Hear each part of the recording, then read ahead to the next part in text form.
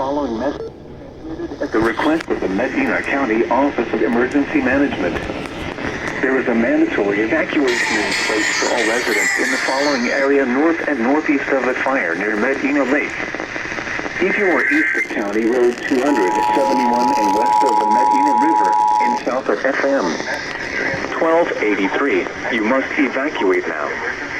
This includes the town of Mico. This is a dangerous situation.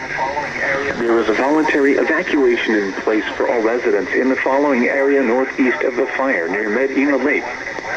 If you live in Summit Ridge, Bear Springs Ranch, Ranchland Oaks, Medina Oaks, or Laurel Canyon subdivisions, or in that general area, you are under a voluntary evacuation at this time. This is a dangerous situation. A shelter is open at Loma Alta Middle School, 266 County Road 381 South, San Antonio, Texas.